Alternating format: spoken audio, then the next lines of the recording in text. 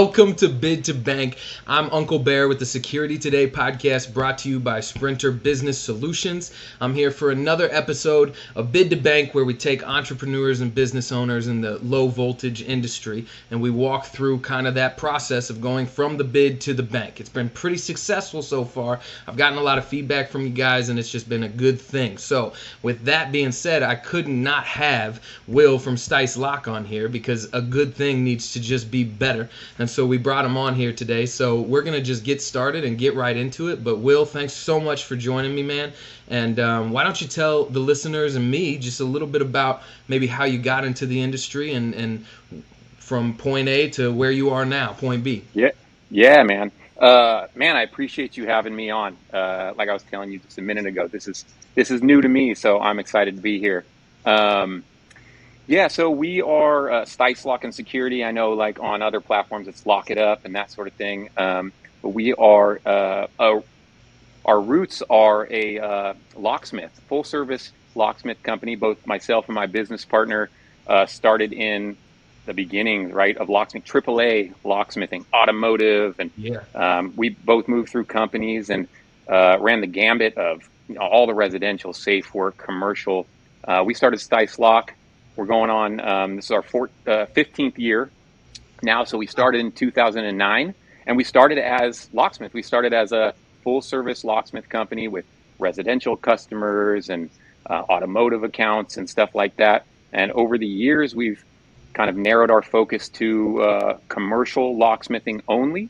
And within that atmosphere, low voltage and access control kind of obviously became a thing. Started with small systems, standalone systems, PC-based systems. And just in the last couple of years, we've really started to grow as a low voltage company and like leaps and bounds. We're still a locksmith service company, but our low voltage side is growing a lot, and we're doing cloud-based access control.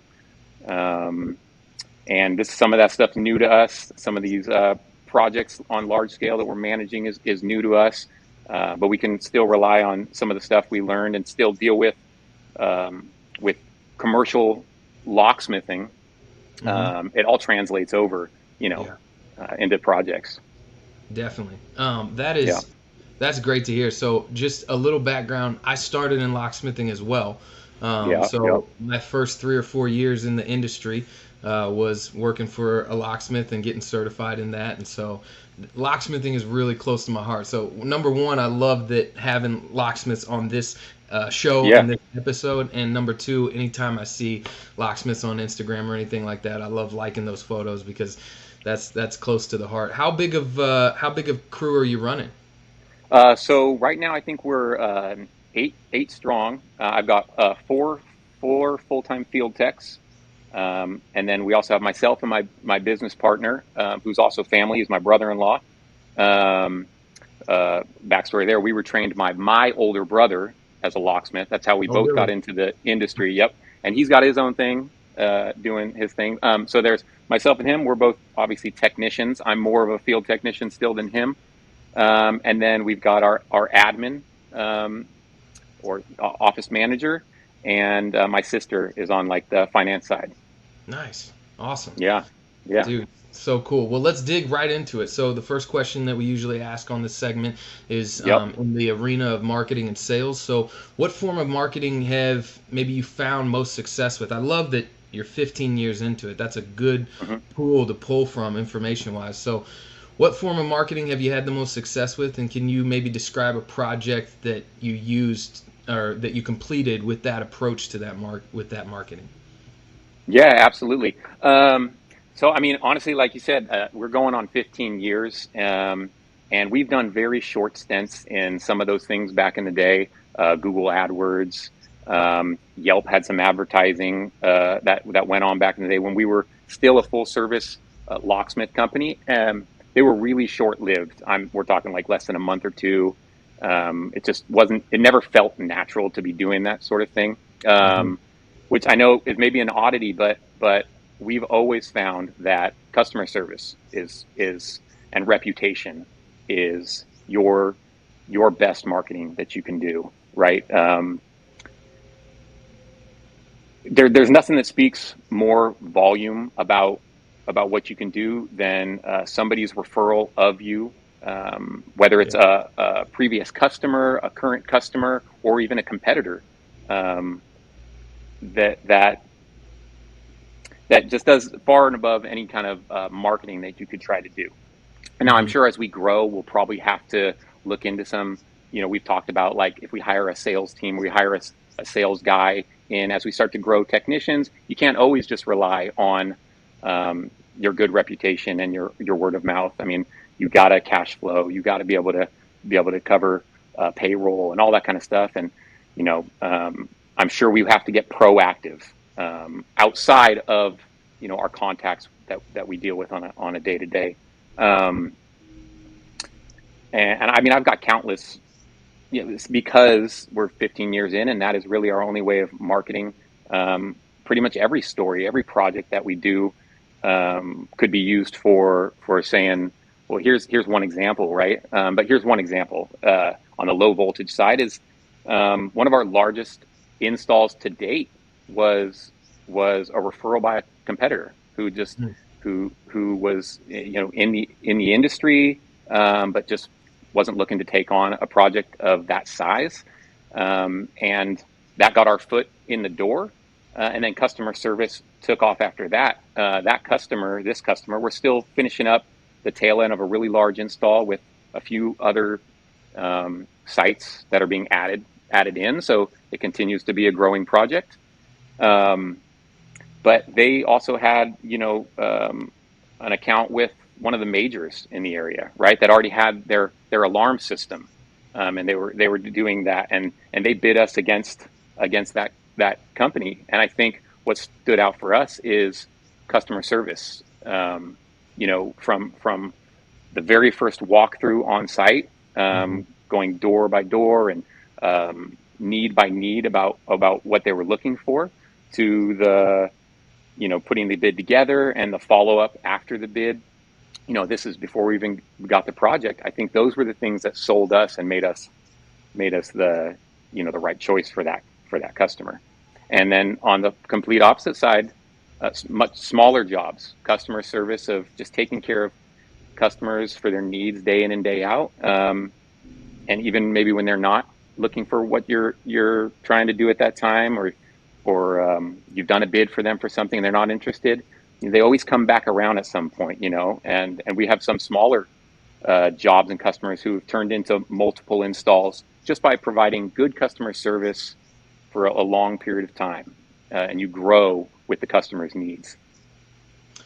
Yeah. Let me ask you this. So I know that this is probably the fourth interview that I think I've done on the Bid2Bank segment, Yeah, and that seems to be a resounding chorus in our yeah, industry from everybody from IT guys all the way down to the door hardware locksmith guys, is that word of mouth, your reputation, the doing the good work, providing good customer service. So in those 15 years, when you have found slow spots that maybe made you sweat a little bit, or you knew that you had to get some stuff flowing through the door to kind of yep.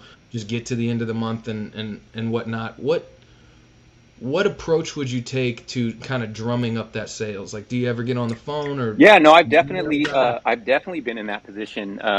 You have lulls between installs, right? Between projects starting and projects finishing. I'm actually in probably kind of getting into the beginning of one of those right now, where some of my install crew is going to become they're going to be service techs for a little while. And so Hmm. I think for us, the saving grace for that, right, is that we are an install company doing everything in house, but we're also we're a service company. We have that locksmith, those roots and that side, Yeah. that there's consistent, you know, maybe not talking Bid2Bank large project, but I've got estimates for smaller service jobs, fix and repair jobs, through commercial property management and long-term construction uh, business partners and that sort of thing. That there's always a need for some work. So yeah, I mean, I will pull up some past estimates for some things I've spoken to with property management for for years, oh yeah, we've been wanting to switch this building away from this company, you know, and I maybe gave a bid 6 months ago, and they've done nothing with it. You know, I'll reach back and pull through and make that contact. Now, I've obviously been in contact with that person plenty between then and now for other needs, but I might be like, hey, you know, where are we at with this? You know, is this something we're still looking for? Is there anything we can, you know, is there anything that you need any more clarification, something to take this to your higher ups to say, hey, this is a good reason. Let's move on this, that sort of thing. So we're lucky to have kind of that pipeline that we can kind of do. And I do sometimes, man. I will, like anybody, that those things happen, and I'll go through and say, what kind of pending, you know, estimates do I have in here, and I'll cherry pick a little bit, like, oh, that's a good one, I should follow up on that again. Yeah. And so, and we have office admin now they're doing that. Right. And we follow up on every estimate that we do. But, you know, after the first or second contact, sometimes it's like, okay, well, that's a warm lead, right? Let's just, we're not going to push on that one anymore. Let's move on. And so, yeah, sometimes you just kind of go back. And that really, I think, still comes back to customer service, because those people are still your customers, you know, because you continue to provide them good customer service for their needs. Yeah, great. That's great. Yeah. Let's move on to the bid. So from the bid side of things, do you use any software that when you go to quote? So we don't use any like specific software for building the estimate other than our our standard software. We use a software called Service Fusion. We put that in place. Crazy. We put it in place like 2020, right when stuff got crazy. We had just got done transferring. Before that, we used QuickBooks Online for the prior 12 years or whatever, and that was great for QuickBooks Online for both myself and my business partner to be able to log in separately and work on estimates and invoices and all kinds of stuff like that. So within ServiceFusion.com, we've got all kinds of preloaded materials, which you can't always rely on pricing there, because you know how crazy the industry is and the market is. Like, you know, pricing from last quarter is never the same as pricing this quarter. So, but I can go through and pre-populate types of door hardware, you know, access control products, power supplies, wire at whatever footage we need, that sort of thing. I can build my quote that way, and we do use that. We also use Monday.com quite a bit for tracking that stuff. Once an estimate is built, or when an estimate, you know, comes across our table, we'll enter it into Monday.com. And if anybody's familiar with that, it's just a really good tracking software.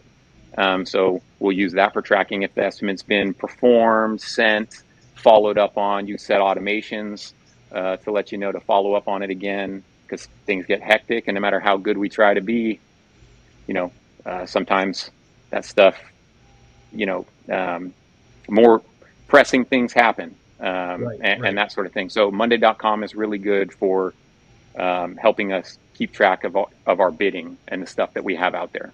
Yeah, we use Monday.com at Sprinter too, and it's excellent to be able to go to one spot and kind of like retrain your mind of like where this project was or what's being completed on it, and tracking those sort of details. So yeah, that's a good. Yeah, and the Service Fusion software that we use, we also use it for all of our day-to-day service work, right?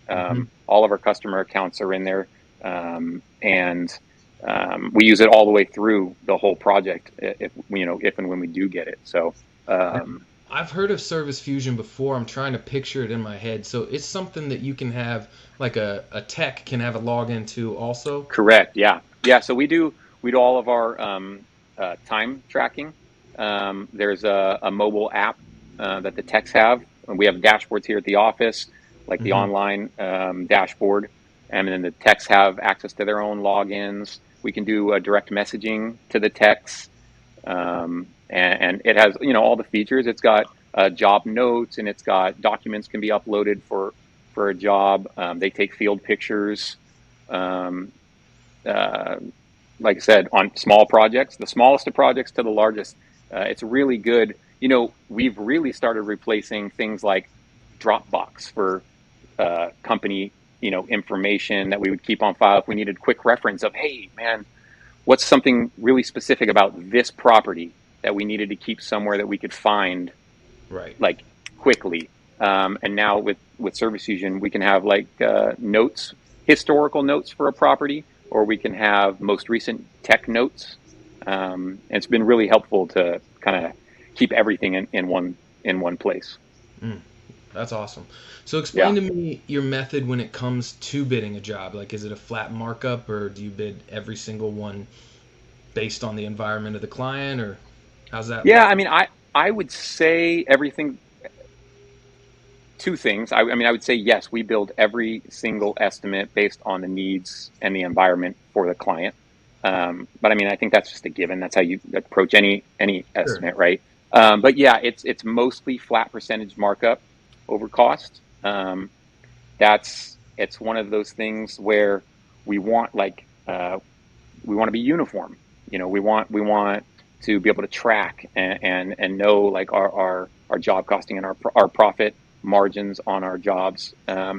So it's typically it's a flat percentage markup over cost when it comes to materials, and then labor is obviously calculating man hours um, of all the different parts of an install, right?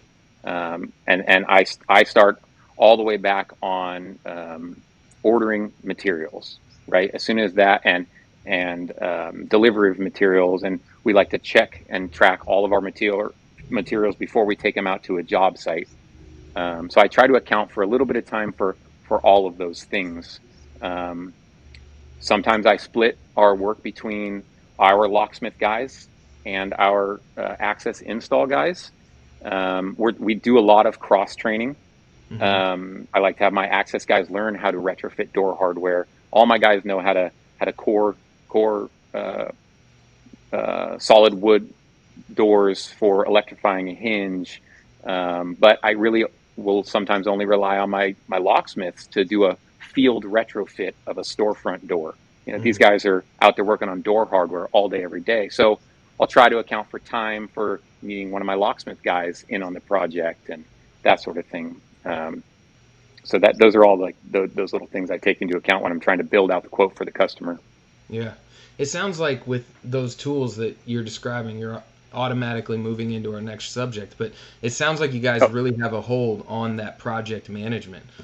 So during that project yeah. management part of it, what are like two of the most critical moments in completing the job between like the whole bid to bank when you're managing that project? Where have you found you have to put a lot of your focus?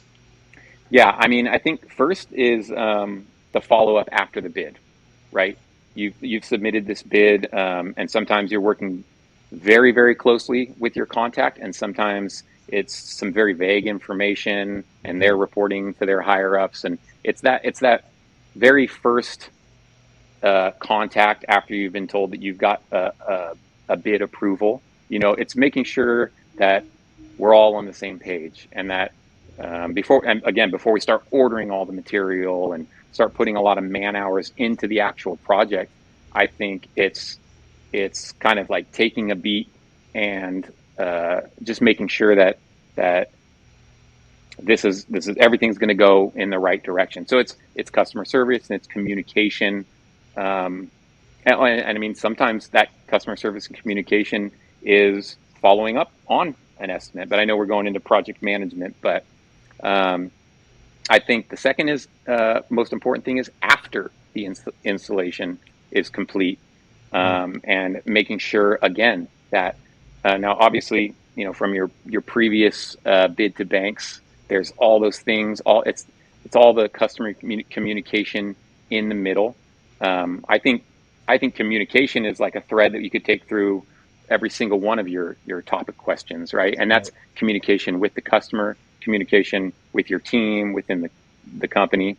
So without getting too far ahead of myself, I think communication is like that most important thing. And that's, before, after the estimate's sent and as it's approved. And then, after the job is complete and touching on all the parts and making sure that everything's good. We're here for you if anything changes or if anything's not working the way you want it. We have our saying in the company is do it right or make it right, right? And that's kind of like we only want to do things if we're going to do it the right way, right? So when customers are asking us to maybe cut a corner here or cut a corner there, that's been something over the years that we've realized that always comes back to bite you in the butt, right? Yeah. Trying to make them that quick gratification, right, is always long term unhappiness, right? And so you say do it right or make it right. So you do it right, but if you're out there and it's something that's already been done, you're saying like also make it right. Make it right, yeah. It's if we miss the mark on something because of lack of communication on our end, we're going to make it right. And we use that through everything too, because sometimes we have to follow up behind other people and make that right. So that's kind of that do it right or make it right slogan that we've come up with.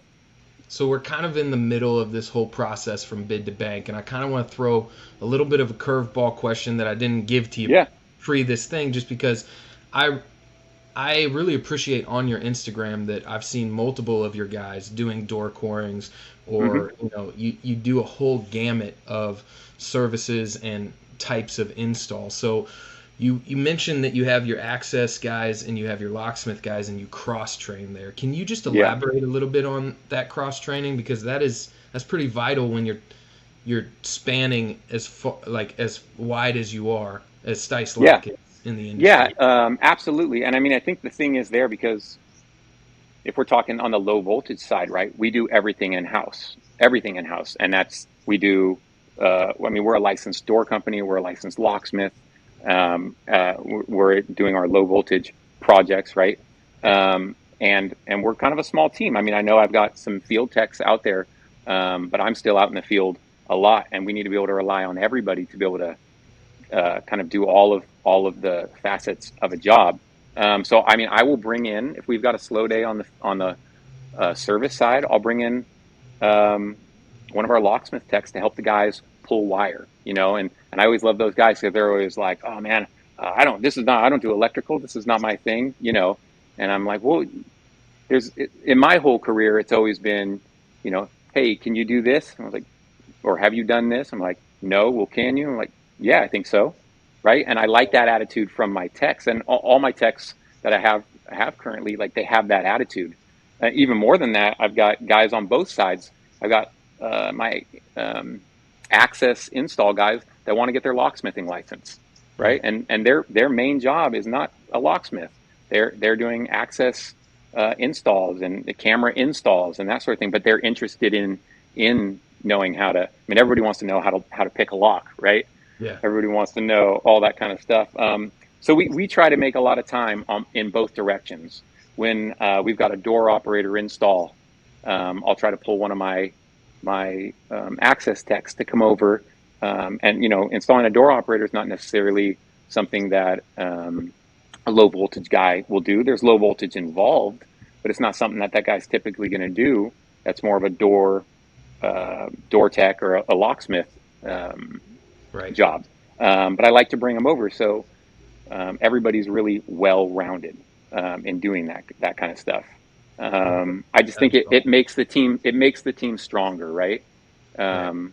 If my low voltage guys can also core their own door, pull through their transfer hinge and install their lever, then why not, right? I don't want to overload them. If it's a big project, I'll bring in some guys to help on those parts of things. But if it's a 1-2 door system, why should we're an all-in company, right? Handling the whole thing from top to bottom. I know there are other companies because we do a lot of it, we get subcontracted a lot for access control companies to come in and do the electrification on doors. So there's a spot where they stop and then we have to complete something for them to finish their job.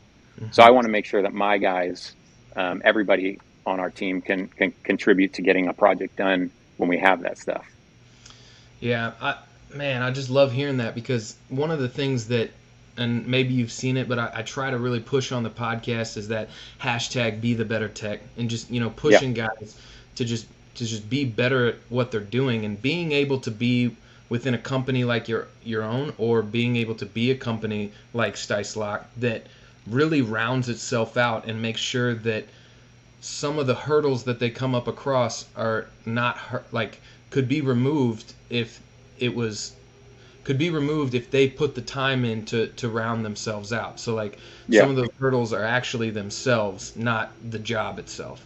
And so to be able to cross train like that, I just feel passionate about that because my career has been a lot of that.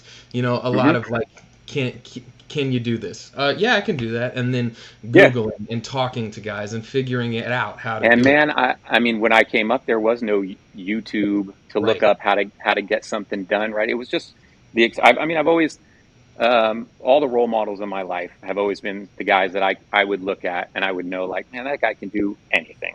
Yeah. Like I mean, I know that's not his trade and I know that's not his thing, but like he could do that no problem, right? So I always wanted to be that kind of guy. I've got a lot of buddies that are general contractors, and they like to be like, well, how do you know how to do that? You're just a locksmith, Yeah. And it's like in this day and age, man. I mean, especially as if you're in the trades, I just feel like making yourself be the better tech all the way across the board is the way to go.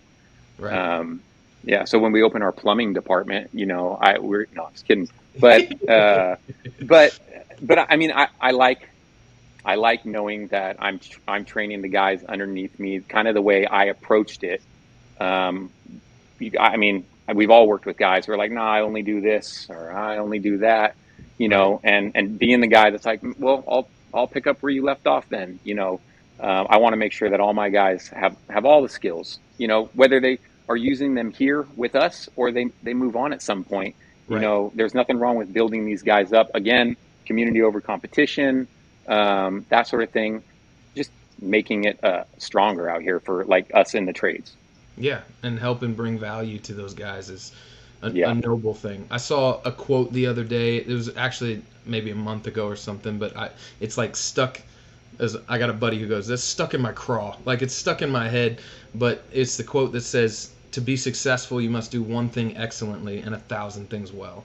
And Yeah. it's just this idea that you pour yourself out and you learn and you grow, and that's really cool to hear. So.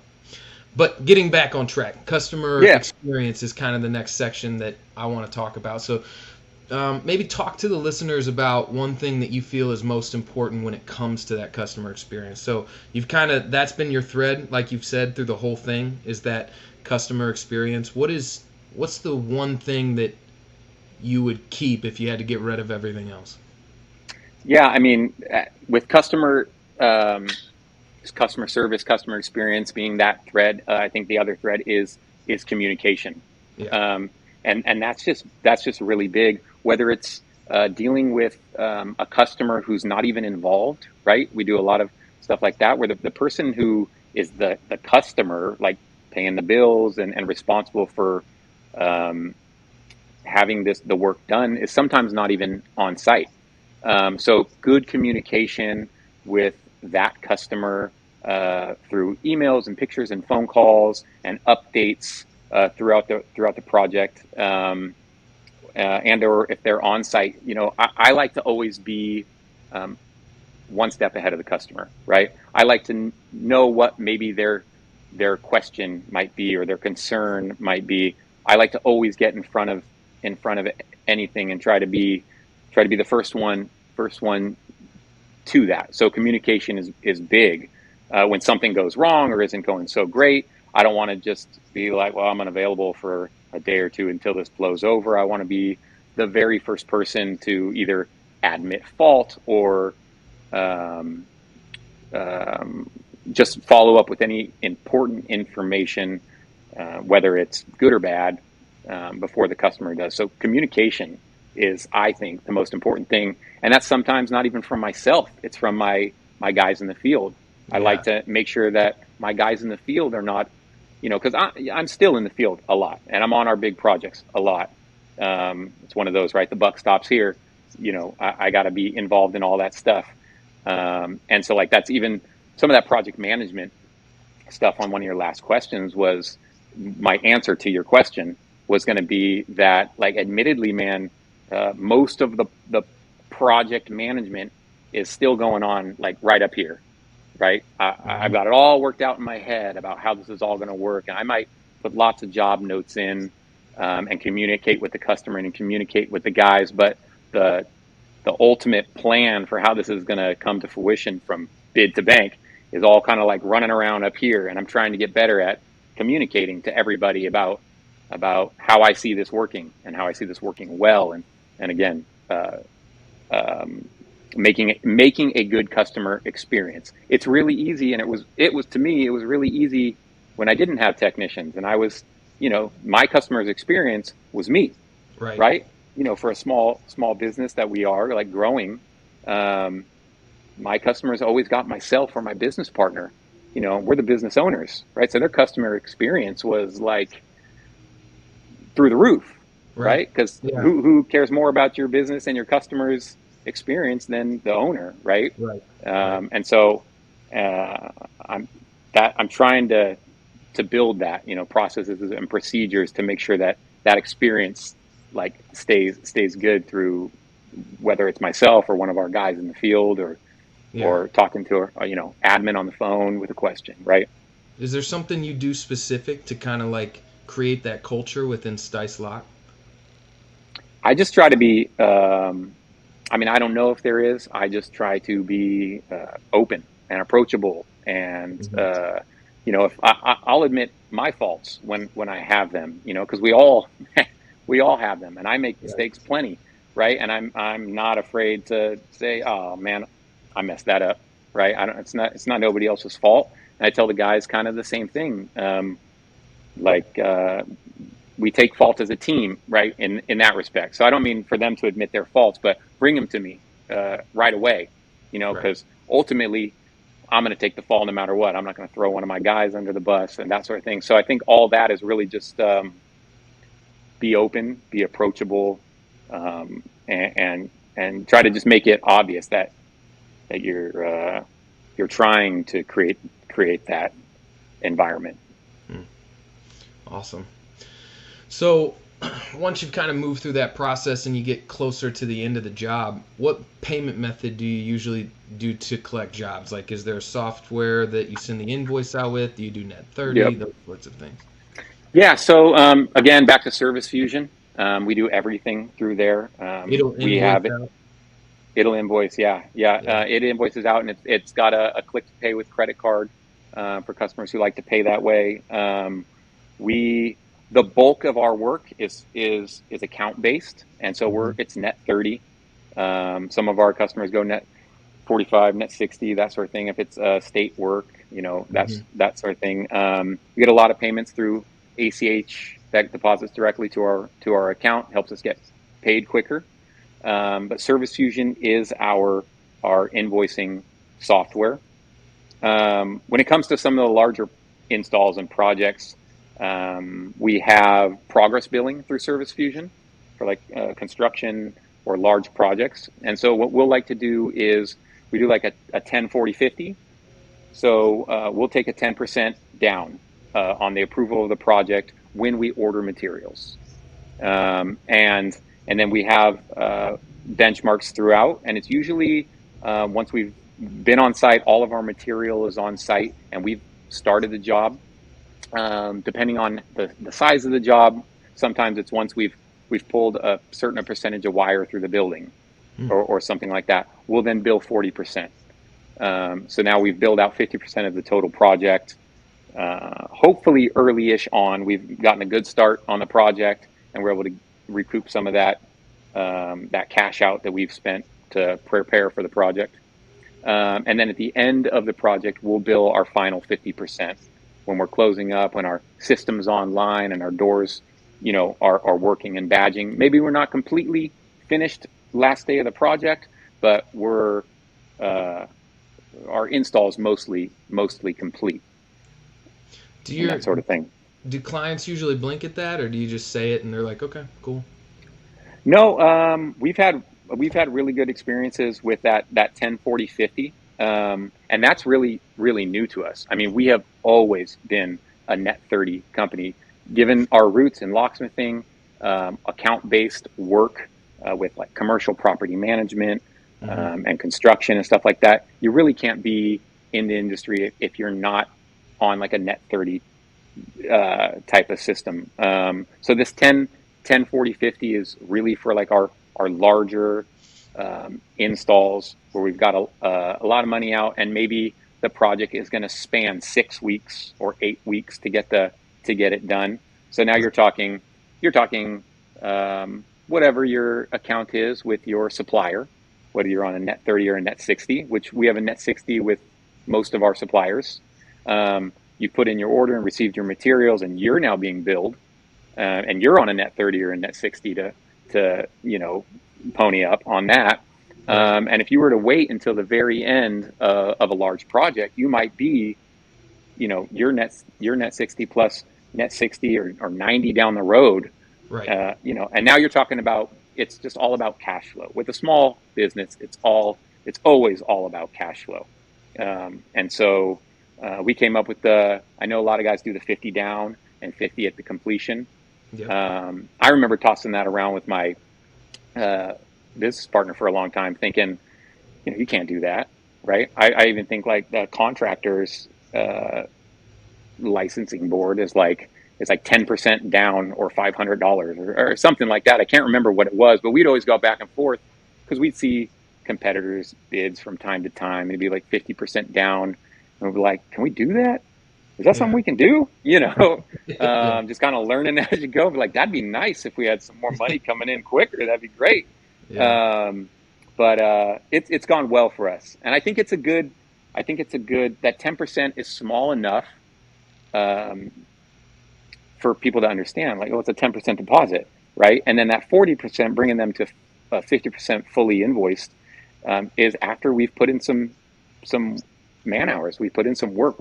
We're showing them like, hey man, we're here. We're not just not showing up to do the job. We're here. We're working on your project. And then that last final one is obviously we're almost all the way through the project, and I'm sure I could have a customer here or there in the future that's like, well, I'm not paying that 50 until everything's done and we've done our full site walkthrough and I know there's no problems and know this, right? But we've been lucky. We've been lucky with the customers that we have, by growing through word of mouth and reputation. It's one of those things where you're sort of a little bit selective about who your customers are anyways, right? They're customers that we're doing work with on a regular basis, or they've used us in the past, or are referred to us by somebody who knows how we work, right? Another one of our things is not to grow for growth's sake, right? We don't want to grow the business for growth's sake. That just feels like a lot of headache and heartache that's coming in there. We want to grow this company, with a purpose in mind. And that's because we're a small family-owned company, right? Our business and our customers are very close to, our personal life as well, in terms of like how close we are to the business. So we've had some good luck. We've had good luck with customers in terms of accepting those terms. Right. That's cool. Yeah, I don't know that I've heard of that out there yet. I don't know if it's a thing. It was just like I said, well, can we do 50/50? And I'm like, well, how about what if we came up with this 10/40? And I can say from just personal experience with it, like it does help, right? It helps. Right. For the longest time, we never did that, and it was a net 30. And like I said, you could be 60 days down the road before you even submit your invoice. Right.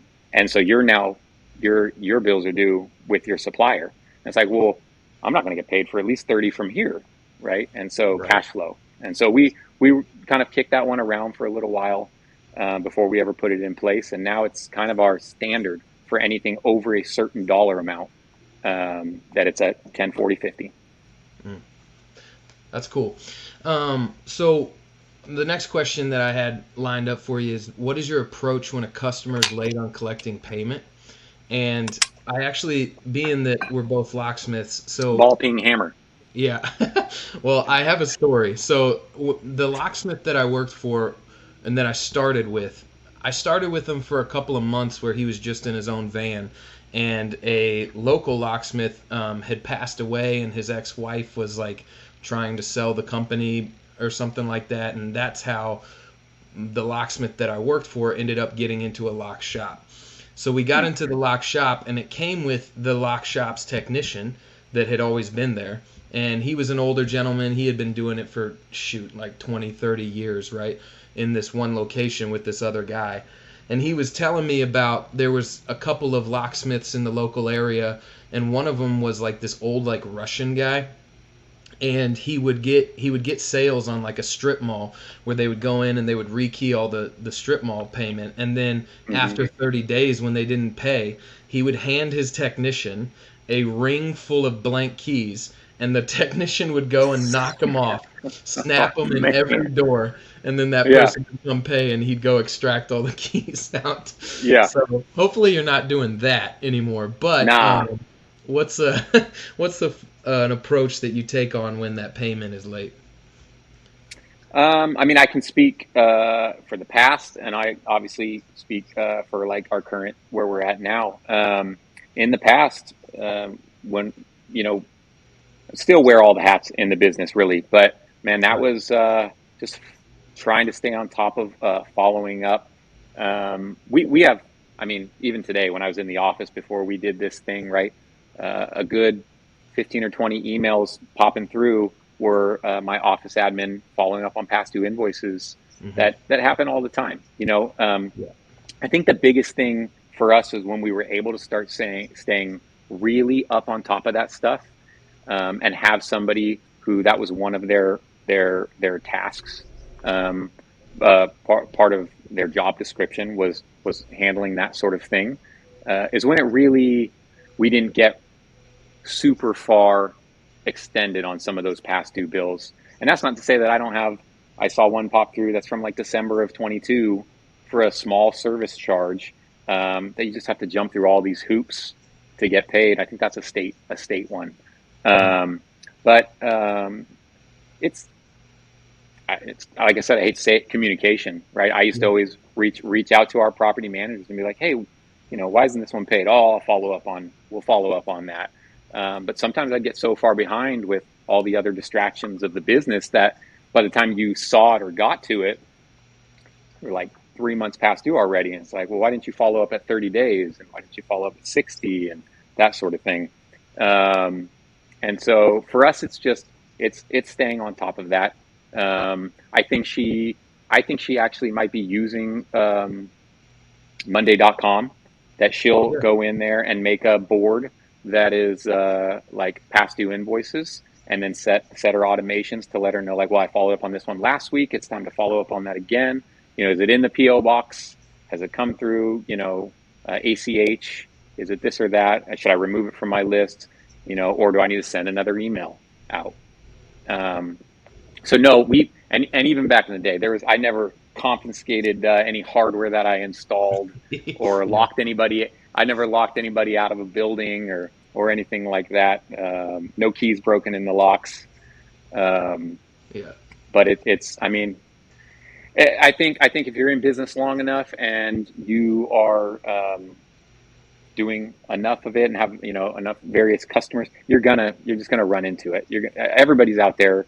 I don't think they're all out there trying to shortchange you, right? Right. But you're always going to run into something going past due, something got misplaced, stack of Mhm. papers, all that kind of thing. Yeah, yeah. But again, if I were to say, and now Service Fusion has plenty of faults that we've found through the years that don't work great for us, but at the same time, we can track them well, just like we could track them well through QuickBooks Online. We can track past due invoices through a report setting on Service Fusion. And I think it shuffles them into 1 to 30 days past due, 30 to 60, 60 to, that sort Hmm. of thing. Yeah. Yeah. Cool. All right, so this won't be hard for you. You're a humble guy. You're noble. So, what's the one area, the humbling question? What's the one area in this whole process right now that maybe you feel a little soft on, or that you'd like to get better at with where Stice Lock is today? Yeah, I think it's for me. I remember when these questions came through, my business partner saw them obviously, and he was like, "I think ours are completely different." He's like, "I think I'd say something completely different than you would say in this situation." So I can speak for myself in this situation, and um, for me, it's the letting go of some control when it comes to our bids and our projects. Right. For the longest Mhm. time, I wouldn't even let somebody else write a bid. Right. I felt like if it wasn't written exactly the way I saw it, Right. that it wasn't going to account for everything. Something was going to be missing. Inevitably, we were gonna not come through at the end. So I felt like I had hands on everything, and then that gets more comfortable. And then it's the planning of it and execution of it. You know, even to this day, I still find myself sort of running out to handle and fix a problem before I should, right? And it's that for me as we grow, Stice Lock, I think the if I'm interpreting the question properly, hopefully I am. It's that delegating a little bit better, knowing that I am bringing up the techs within the company between the communication and the training to be able to handle some of that stuff themselves without me coming in and saving the day all the time or being Right. looking over their shoulder too much. Um, that for me, for like the future of this company, is the thing that I've got to personally, because that is my role in the company. Like outside operations manager, is to make sure that I'm letting things play out when they need to play out for learning purposes. Letting the guys prove that they can handle a situation without me stepping in and like, just give it to me, give it to me. I'll Yeah. I'll, I'll do it. Because for anybody who read any of the books, right? That the E Myth, right? I'm a technician at heart, right? Right. That's still my default. When time gets hard, just work harder, do more, get more done, do it yourself. It's going to be done right that way, right? And so, getting to a point where I can accept that that's not the only way to look at things, right? Is paramount to us being able to continue to like succeed and continue to grow and not completely destroy me at some point, because you can only juggle so much at any given time. Right. Yeah, man, I think that's my humbling cue from a personal level, is to understand that. And I know we've talked about this before. We're chatting back and forth. Like I'm always, when I can, reading, or like Mike, audio books, Yeah. Yeah. trying to further myself in respects to those things, because the technician side, the technical side, the work is easy in my opinion. If you came up like that, like we're discussing, and you're always like, I can do it, whatever it is I can do, that stuff comes easy. It's the business side, and then the delegating side, and Yeah. then the other stuff. Those are the things that, for me, I find those are the humbling things where it's like, man, I got to work at this. I got to learn a little bit more. Um, take a different role, and relinquish some of that to people, and trust, right? Trust but verify, Right. right? That things are happening right. Definitely. I've talked Yeah. to a lot of guys in the industry, and I do feel like at the level that Stice Lock is at, that that you're doing that good job and you're growing, not for growth's sake, and you got anywhere between 10 and 30 technicians. It's in that area that something that you work so hard to get to this point, it is hard to like kind of let go of it to Yeah. let it flourish into what it needs to be. And I tell guys, like, you got to remember that everything that you've put in up to that point is what got you there. So it's not Hmm. negating all the Yeah. effort and the struggle and the sacrifice that's been put in. It's really like highlighting it and letting it show that it was for something and not for naught, Yeah. Yeah. So Yep. I get that. I get that. But now to the bonus question, which I probably can answer for you, I feel like at this point, is based Oh on yeah. your experience moving from Bid2Bank, where would you say the focus is most critical in completing the job, and I'm guessing it's in communication. So, Oh man, I wanna spin the question just a little do bit. it. Yeah, do it, man. Because that's the answer I have, obviously, because that's what I think. So yeah, spin it. Yeah, for sure. Uh, So, if it is that communication, and you could give a suggestion or a piece of advice to our listeners, because my intent with these podcasts is guys and girls are listening in and going, I either run my own stuff, or I want to run my own stuff, or I'm been running my own stuff for 30 years, and mhm. any fresh piece of advice that I can pull from these podcasts to kind of tweak it so that it's better for their experience, I want them to do. So Yeah. from that point of view, is there a piece of advice that you could give on that communication? Like you set reminders, or you have a rhythm that you follow, or is there something that, yeah, I'll let you go. I won't keep, Sure. I mean, I wish I had it. I wish I had it down to a science, right? Because with all the talk about communication, I'm sure I dropped the ball plenty across projects and stuff. But I think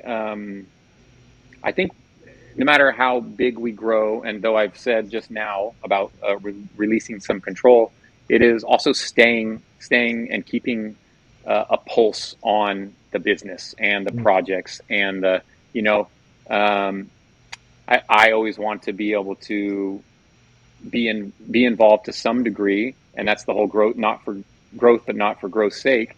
Um, is that I don't just want all these different things running and not have any idea with what's going on in the company, right? So I want to be involved to a degree. And I mean, I'm a list guy. I mean, I'm definitely like write out a list, write a new list on Monday, transfer everything from last week's that didn't get accomplished. And on my lists, I do have things like contact, follow up, within Service Fusion between estimates and jobs. There's also a task thing, and I will ask Brandy all the time if I'm too busy to jump in. I will ask all the time, hey, throw a task on for me to follow up with Chris. Throw this if I know that a system went live, and I haven't already told them that we're going live on Friday. I want to make sure that I tell them Friday morning, hey, FYI or reminder, we're going live today. That doesn't mean that, all of the programming has to be done or you have to have all of your answers to me. I just want you to know that it's going to be live, and let him know that, any questions that he might have off of finding out that it went live, or is going live are answered ahead of time. Like, that doesn't mean that, you're locked out. That doesn't mean that, you have to make some last minute adjustments at this site because we went live today. So I like to make sure that I stay on top of that communication. So lists for me, that may be old school, I guess, right? I used to always run around with a sticky note list on my dashboard in my truck all the yeah. time of things that I needed to get done that week, parts I needed to pick up for this job or that job, mixed in with my personal list of, right, what I needed to do on my personal side. So I think just keeping that stuff forefront and realizing how important that communication is paramount, right?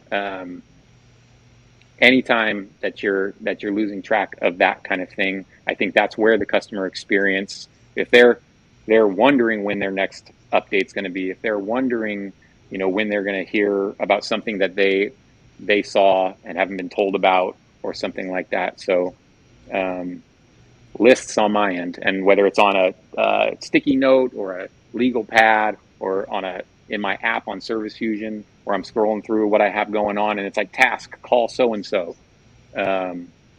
Lists for me are keep me like on point. Awesome. Yeah. Wow. Well, man, that was a good amount of information. Thank you so much for coming on this podcast. You are a contributor in this, and I totally agree. It's one of the reasons that I push TKW and Tech Knowledge Worldwide on this, is just because Yep. that community over competition. I feel Yep. like nationally this industry has a gym in its hands if we can all just, start to support each other. And you're definitely a Yeah. proponent of that. And I'm so glad you said yes to coming on this podcast, man. I really Oh appreciate man, it. I appreciate it. And man, like I said, this is out of my comfort zone. I'm glad that you asked me to be on here. This is part of that personal development, right? You got to always be pushing yourself to do things that are outside of your comfort zone, because that's where all the growth comes from. If you're always doing stuff that you're just comfortable with, you ain't growing, right? Yeah. So I appreciate you asking me to be on here, man, and very humbled by just the opportunity to talk, right? I saw the last couple. They were great. I told you, Yeah. man, those are great. Didn't even know I needed to hear that one. You love to see the similarities between yourself and somebody that you watch, um, that's out there doing kind of the same thing, and you're like, oh man, I do that too. That's great, cool. I think I'm doing this okay. I think I'm doing it good. Yeah. And then you get a little bit of validation, be like, well, I must be doing it right because he's kind of doing that same thing, and so I think we all really appreciate what you're doing out here, man. So keep it up. Yeah, It's man. Thanks. awesome. Thanks so much. Well, why don't you tell the listeners where they can find you, if they Yep. want to hit you up and talk to you about the podcast or something like that? Yeah, absolutely. Instagram, which I'm on and off all the time, sometimes with longer stints in between. So if you don't get hit back right away, it's just because I just haven't jumped on there or busy, right? But at Lock It Up on Instagram is where you can find me. That's me posting all those dumb pictures and videos Yeah, no, it's good, and man. sharing all the dumb memes with the Yeah, guys who respond to me. yeah. We all do that, man. That's part of the Yeah, job. right. It's fun. Well, thanks so much for coming out, man, and I really appreciate you being here. And we'll talk to you soon. We'll be in the DMs talking to you. So, Yeah, I appreciate it. all right, thanks, man. Later, man.